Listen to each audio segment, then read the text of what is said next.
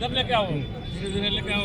और मेरे कहने का प्राय है कि 350 सभा करने के बाद गली गली में शोर है, मोदी चंदा चोर है। यूं तो दुनिया में बेशरम कम नहीं है, अभी तक मोदी सरकार को शर्म नहीं है। वाह वाह। पंडित राहुल गांधी एक शब्द इजाद किया, बोला असुरी शक्तियों से मुझे लड़ना है, यानी नफरत के व्यापारियों के खिलाफ जंग का ऐलान।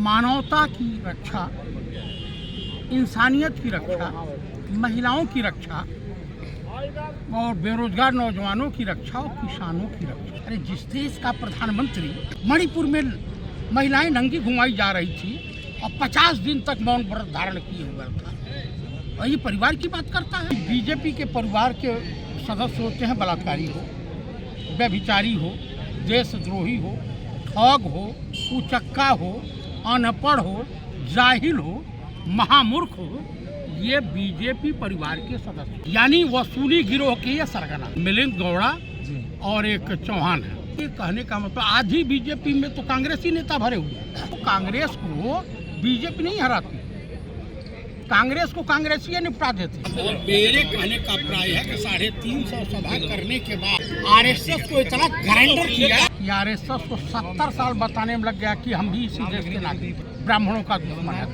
दलित विरोधी है, ओबीसी विरोधी है, और मुसलमानों से ये दिखाते हैं कि हम इनका विरोध कर रहे हैं, जबकि आरएसएस और बीजेपी के परिवार की तमाम लड़कियां मुसलमानों के साथ गई हुई हैं, शादी। मोदी जी का नारा है, तुम मुझे चंदा दो हम तुम्हें धंधा दो। ईवीएम में इनकी जान बच रही है। हारने के बाद जो बम्मू आएगा उससे भयभीत। ये तो रावण से भी गिरे हुए लोग हैं बीजेपी वाले।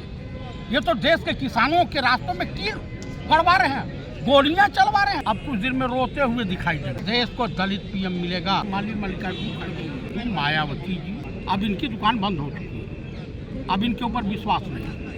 अभी गली गली में एक नारा निकला है, गली गली में शोर है, मोदी चंदा चोर है। गली गली में शोर है, मोदी चंदा चोर है, चंदा चोर है।